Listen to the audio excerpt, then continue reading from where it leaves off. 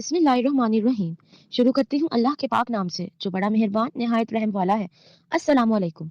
Welcome to my YouTube channel Kahani Point. तमाम video updates के लिए कहानी पॉइंट को सब्सक्राइब करके बेल नोटिफिकेशन को ऑन कर दें। आए नीली हवेली की 17वीं किस्त का आगाज करते हैं। अभी कुछ देर पहले ही उसने हवेली के अंदर तो कब्रों की जियारत की थी।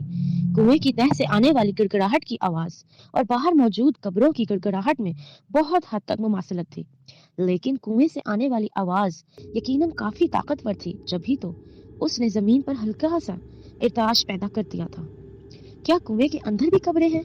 रियासत की जबानी उसने क़याम पाकिस्तान से पहले इस हवेली में रिहाइश पजीर दरिंदा सिफ्त अंग्रेज अफसर के वाकयात सुने थे, जो अपने मुखालिफिन को अजियतें देकर कत्ल करता और इस कुएं में फेंक दिया करता था, और लोगों के बकौल उनकी बेचैन बदरूहें भी नीली हवेली में फिरती रहती हैं। गड़गड़ाहट का राज जानने के लिए अंसर ने वीरान कुएं में उतरने का फैसला कर लिया। उसने कुएं की मुंडेर से अंदर झांका।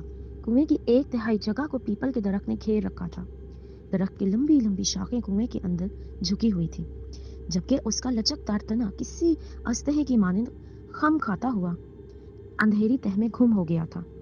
उसने नजर घुमाकर देखा तो उसे एक जानिब कुएं की दीवार में लोहे की जंग आलूद सीढ़ी नजर आई, जो तह तक जा रही थी।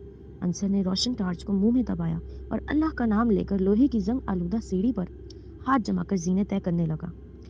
मोहतात अंदाज में एक के बाद एक वो जीने तय करता चला गया। जूं वो नीचे उतरता जा रहा था, तू कुएं की तह से उठने वाली ताफुन ज़दा बू उसकी नाक में जबरदस्ती घुसे जा रही थी। आखिरकार मजबूर होकर उसने अपनी नाक पर हाथ रख लिया, मगर यह तरीका कारगर साबित ना हुआ।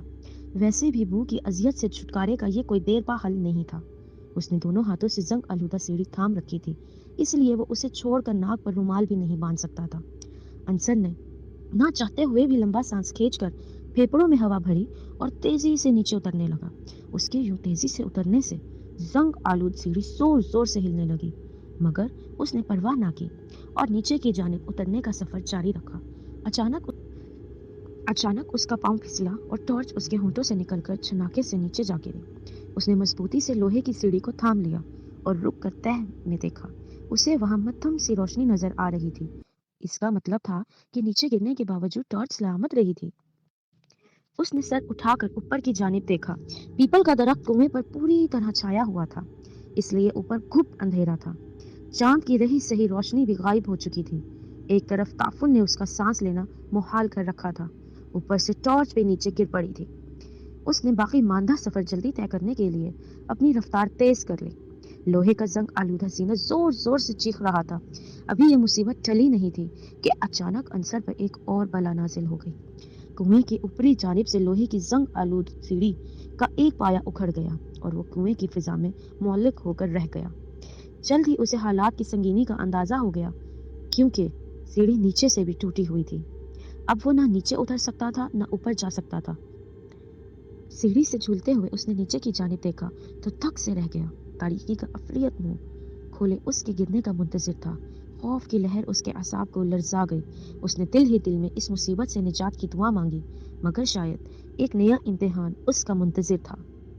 फिजा में झूलता हुआ संग आलूद सीढ़ी का दूसरा पाया भी उसका वजन बर्दाश्त ना कर सका।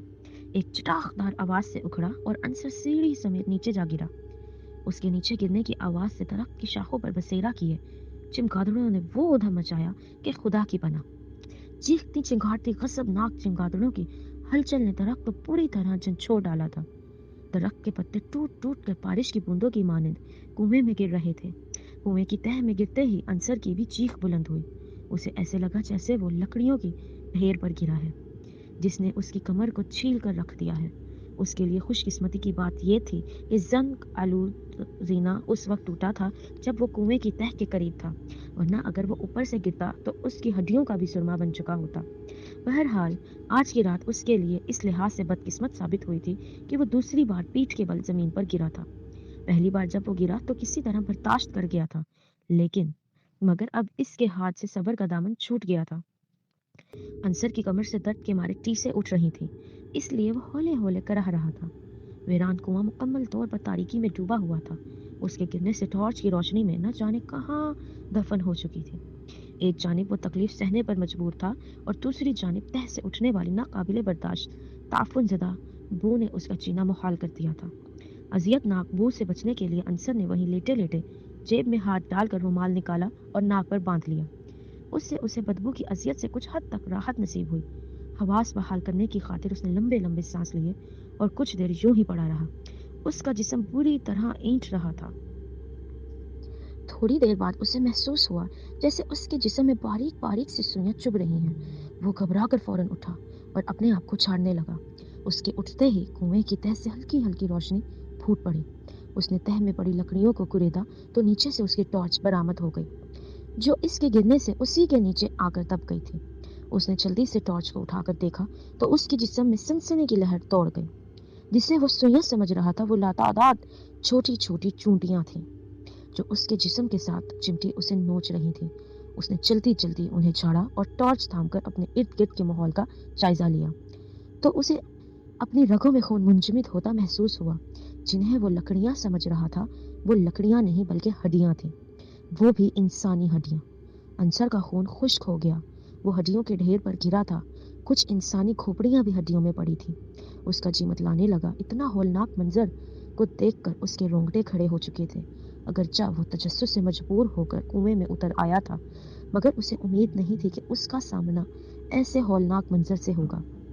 वो दम साधे फटी फटी नजरों से अपने आसपास बिखरी हड्डियों और खोपड़ियों को देख रहा था। जालिम अंग्रेज की कहानियां छूटी नहीं थी।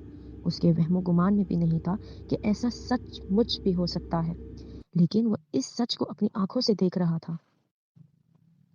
रोशनी की वजह से मकड़ियों की तादाद बढ़ती जा रही थी। मौन उसके जहन में आया, इंसानी हड्डियां इन चूंटियों की आम जगह हैं। ऐसा ना हो ये आदमखोर हों और इसे मिनटों में चट कर जाएं। ऐसी सूरत हाल में उसकी मौत यकीनी थी। अब अंसर जल्द अज जल्द उस वीरान कुएं से निकलना चाहता था, मगर ऊपर जाने का वाहिद जरिया यानी जंग आलूद सीढ़ी टूट चुकी थी और इसके पास ही तिरछी पड़ी थी। उसने उठकर इधर उधर देखा कि कोई ऐसी चीज मिल जाए जो उसे कुएं से बाहर निकालने में मददगार हो, मगर वहां हड्डियों और खोपड़ियों और पीपल के टूटे पत्तों के अलावा कुछ नहीं था। या खुदा, मुझे इस मुसीबत से निजात की राह दिखला दे। उसके मुंह से बेसख्ता दुआ निकली। यकबारगी उसके जहन में रियासत का ख्याल आया। उसने सोचा, रियासत के वहमो गुमान में भी नहीं होगा कि मैं यहाँ मुसीबत में फंसा हुआ हूँ। तयशुदा मंजिल पर पहुंचकर वो मेरा इंतजार कर रहा होगा और मैं यहाँ कुएं का कैदी बना बैठा। उसने रियासत को नीली हवेली के अंदर आने से मना किया था, इसलिए इस बात का इम्कान नहीं था कि वो इसकी मदद को आएगा। लिहाजा गल सड़कर मरने से बेहतर है जान बचाने की कोई तदबीर की जाए। उसे इस बात पर भी हैरत हो रही थी कि किड़किड़ाहट की आवाज कुएं की तह से ही आ रही थी, कि शायद यहाँ भी कोई कब्र हो, लेकिन यहाँ तो कोई छोटा सा रखना भी नजर नहीं आ रहा था। यहाँ के हालातों वाकयात देखकर उसे गुमान होने लगा ये सब उसकी गलत फहमी का नतीजा हो सकता है। उसने ठंडी सांस भरकर एक बार फिर टॉर्च की रोशनी में कुएं का मुआयना किया। कुएं की दीवारें काई जमने से सब्ज रंग की हो चुकी थी, इसलिए उन पर हाथ जमाकर ऊपर चढ़ना मुमकिन नहीं था। दरख्त का तना आधे से ज्यादा कुएं की दीवार के अंदर धंसा हुआ था और जो हिस्सा बाहर था वो भी इतना सपाट था कि उसके सहारे वो ऊपर नहीं जा सकता था। फिर उसे एक तदबीर सूझी। दरख्त की लंबी लंबी दाढ़ियां बालों की लटों की मानिंद कुएं के अंदर लटकी हुई थी, जो इससे तकरीबन 9-10 फीट बुलंदी पर थी। अगर वो किसी तरह इन तक पहुंच जाता तो इनके जरिए कुएं से बाहर निकल सकता था। सीढ़ी इस्तेमाल करने का ख्याल उसने नाकाबिले भरोसा करार देकर दिमाग से झटक दिया। तह में बिखरी हड्डियां भी उसकी कोई मावनत नहीं कर सकती थी। इन्हें देखकर वैसे भी उसे घिन आ रही थी। अंसर इस तरह भी कैफियत में कोई वसीला ढूंढ रहा था कि अचानक उसकी नजर कोने में पड़े एक बड़े से पत्थर पर पड़ी। उसने सोचा, अगर किसी तरह पत्थर को खींचकर दरख्त के पास लाए और इस पर खड़े होकर छलांग लगाए तो मुमकिन है उसका काम बन जाए। उसने अपने मंसूबे पर अमल दरआमद के लिए भारी भरकम पत्थर पर हाथ जमाए और उसे एक जानिब धकेला, मगर वो अपनी जगह से टस से मस ना हुआ। न जाने कितनी मुद्दत से पड़े पड़े वो तह के साथ जम चुका था। उसने एक बार फिर पूरी कुव्वत से पत्थर को एक जानिब धकेला तो फिजा में खिड़खिड़ाहट की तेज आवाज गूंजी। अंसर ने घबरा कर उसे छोड़ दिया। जो मंजर उसके सामने था उसे देखकर उसके हाथों के तोते उड़ गए। कद आदम के बराबर कुएं की दीवार अंदर को धंस रही थी। कुछ देर मबहूत खड़ा रहने के बाद उसने दोबारा पत्थर को धकेला तो दीवार मजीद अंदर को धंस गई। वो पूरी कुव्वत से पत्थर को धकेलता रहा हत्ता कि वो एक जगह पर जम गया। उसे हैरत का शदीद झटका लगा। कुएं की दीवार तकरीबन 6-7 फीट तक अंदर धंस चुकी थी। अंसर ने टॉर्च की रोशनी शगाफ के अंदर डाली तो उसे एक राहदारी नजर आई, लेकिन वो अंदर जाने के बजाय एक जानिब खड़ा हो गया। वो जानता था कि बरसों बंद रहने की वजह से यहाँ जहरीली गैस जमा हो सकती है जो उसे नुकसान भी पहुंचा सकती है। इसलिए वो एक जानिब खड़ा हो गया ताकि जहरीली गैस ऊपर निकल जाए या उसके असरात कम हो जाए। काफी देर यूं ही रहने के बाद वो अल्लाह का नाम लेकर राहदारी के अंदर दाखिल हो गया। राहदारी ज्यादा बड़ी नहीं थी। फूंक फूंक कर कदम उठाता वो उसके आखिरी कोने तक पहुंचा तो वहां उसे एक बगली दरवाजा नजर आया। उसने कुछ तवक्कुफ किया, फिर उस पर दबाव डाला तो वो बगैर मज़ाहमत किए आराम से खुलता चला गया। अंसर कमरे में दाखिल हुआ तो शशदर रह गया। कमरा रोशन था, बल्ब की मरकजी रोशनी हर्षों फैली हुई थी। उसने टॉर्च बंद करके जेब में डाली। कमरा छोटे बड़े कदीम तर्ज के कई संदूकों से भरा हुआ था। एक कोने में खूबसूरत नक्शा निगार वाला एक ताबूत रखा हुआ था जिसके ऊपर छोटी से मरसा संदूकची पड़ी थी। अंसर पहले ही कमरे में रोशनी देखकर सोच में पड़ा था। ऊपर से ताबूत की मौजूदगी ने उसके तजस्सुस को मजीद बढ़ा दिया। वो ताबूत के पास गया, उसके ऊपर पड़ी संदूकची को खोला तो उसमें पड़े हीरे जवाहिरात की चमक से उसकी आंखें खैरा हो गईं। संदूकची बेशकीमत जेवरात से लबालब भरी थी। अंसर ने मजीद टटोला तो इसे महसूस हुआ संदूकची की तह में कुछ और भी पड़ा है। उसने जवाहिरात हटाकर देखा तो सुर्ख रंग की एक डायरी नजर आई जो उसने एहतियात से निकाल ली। पुराने जमाने की डायरी थी जिसके औराक भी बोसीदा हो चुके थे। उसने डायरी का पहला सफ़ा खोला और पढ़ता चला गया। जूं पढ़ता रहा तो हैरत के समंदर में गोते खाता गया। डायरी में लिखे मज़ामीन का मुख्तसर खुलासा ये था कि मेरा नाम जॉर्ज फर्नांडिस है और मैं ईस्ट इंडिया कंपनी का मुलाजिम हूँ। मुझे ये टास्क सौंपा गया है कि मैं हिंदुस्तान के इस इलाके में कंपनी की नुमाइंदगी करूँ। जब मैं यहाँ आया तो इस इलाके की खूबसूरती और यहाँ दौलत की फरावानी ने मुझे बेहद मुतासिर किया। इब्तदन यहाँ कदम जमाने के लिए मैंने नीली हवेली के नवाब गणपत राय से राहो रसूम बढ़ाया और इसे कारोबार में भारी मुनाफे का झांसा देकर यही मुकीम हो गया। जल्द ही मैं इसकी तमाम कमजोरी और खामियों से वाकिफ हो गया। अगले कदम के तौर पर मैंने इस इलाके के साथ महलिका रियासत के फरमानवारो नवाब अशोक कुमार से मुलाकात की जो गणपत राय का बदतरीन दुश्मन था। अशोक कुमार को भारी दौलत का लालच देकर गणपत राय पर हमले के लिए उकसाया तो वो बखुशी राजी हो गया। अपने दुश्मन को मलिया मेट करने के लिए वो पहले से ही पेचोताप खा रहा था। मेरी मदद की पेशकश से गोया उसकी दिली मुराद पूरी हो गई, ऊपर से ढेर सारी दौलत का लालच। अगली चंद मुलाकातों में मैंने उसे गणपत राय की तमाम कमजोरियों से आगाह किया और हमले की तारीख और मुकाम तय करके बकिया मंसूबा बताया। मेरे और अशोक कुमार के तयशुदा मुआहदे के मुताबिक उसने हमले के बाद दौलत में अपना हिस्सा लेकर वापस चले जाना था, जबकि रियासत की फरमानरवाई मेरे हिस्से में आना था। पर आखिर वो घड़ी आन पहुंची। खमसान की लड़ाई हुई। मेरी मदद की बदौलत अशोक कुमार ने इलाका फतह कर लिया और हस्बे मुआहिदा अपना हिस्सा लेकर चला गया।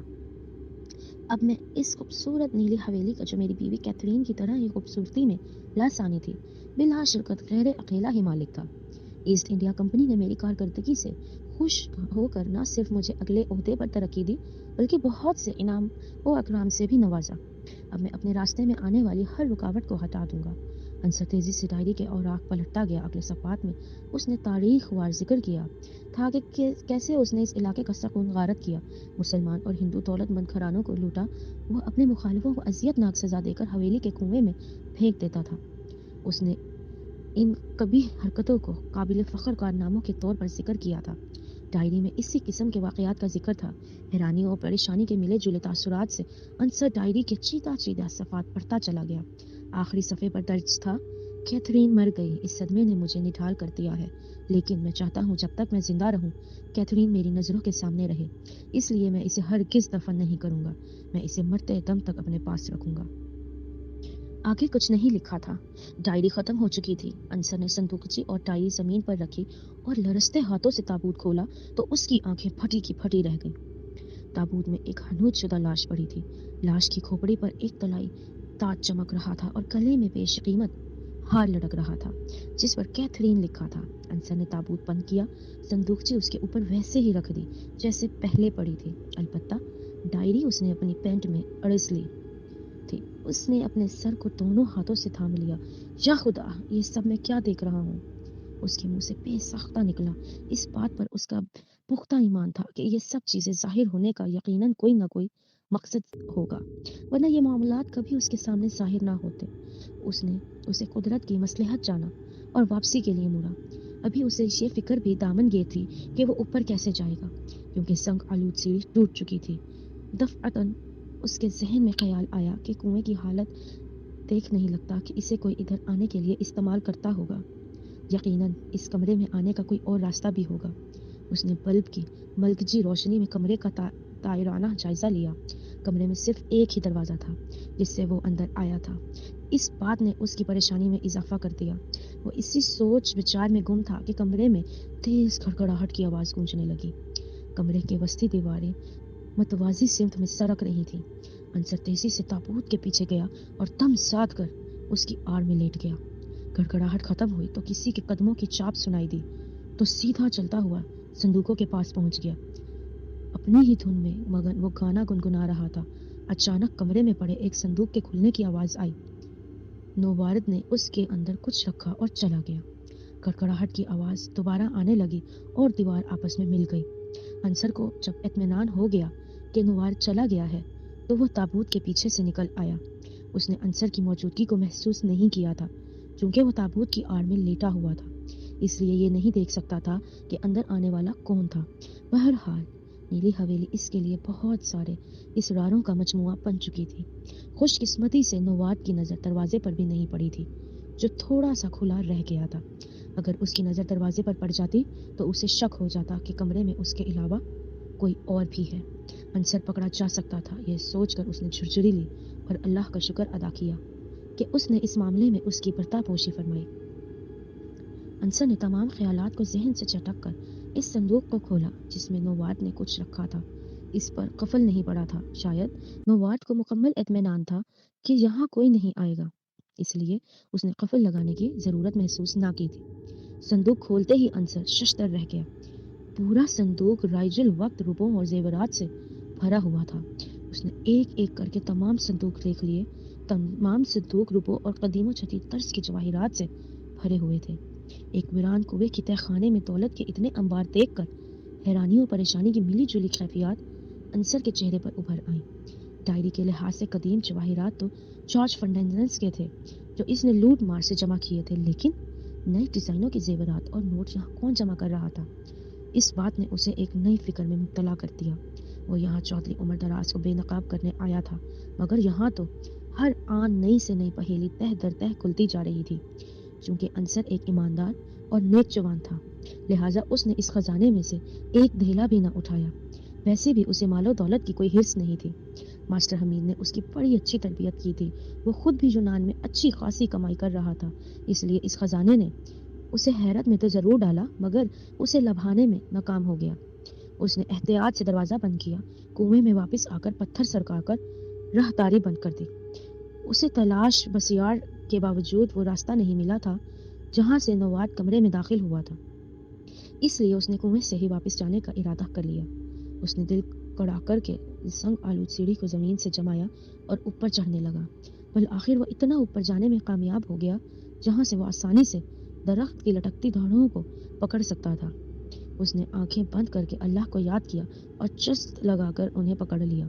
انصر کی یہ حکمت عملی کارکرد ثابت ہوئی کیونکہ درخت کی ایک تار نے اس کا وزن برداشت کر لیا تھا، البتہ اب وہ اس کے ساتھ لٹکا ادھر ادھر جھول رہا تھا۔ اس نے اپنی تمام تر ہمت جمع کی اور اوپر چڑھنے لگا۔ کچھ دیر کی مسلسل کوشش کے بعد اس نے کنواں پار کر لیا اور منڈیر پھلانگ کر بحفاظت باہر نکل آیا۔ آسمان کے ایک کنارے پر سرخ سی لکیر پھیلی ہوئی تھی۔ نیلی حویلی کے عقب سے ہوتا ہوا وہ پگڈنڈی کے ذریعے ریاست کے پاس پہنچ گیا جو پکی سڑک پر طے شدہ مقام پر موٹر سائیکل لیے بے تابی سے اس کا منتظر تھا۔ واپسی کے لیے انہوں نے موٹر سائیکل پہلے ہی سرکنڈوں کے پیچھے چھپا دی تھی تاکہ بھاگنے میں آسانی رہے۔ راستے میں دونوں نے ایک دوسرے سے کوئی بات نہ کی۔ دونوں میں طے ہوا تھا کہ چونکہ رات بہت ہو چکی ہے اس لیے صبح اٹھ کر ایک دوسرے پر بیتنے والے واقعات سنائیں گے۔ ریاست کو گھر چھوڑ کر انصر اپنے گھر چلا گیا۔ کپڑے بدلتے ہوئے اسے یاد آیا اس کا موبائل اس کی جیب میں نہیں ہے، وہ کہیں راستے میں ہی گر گیا تھا۔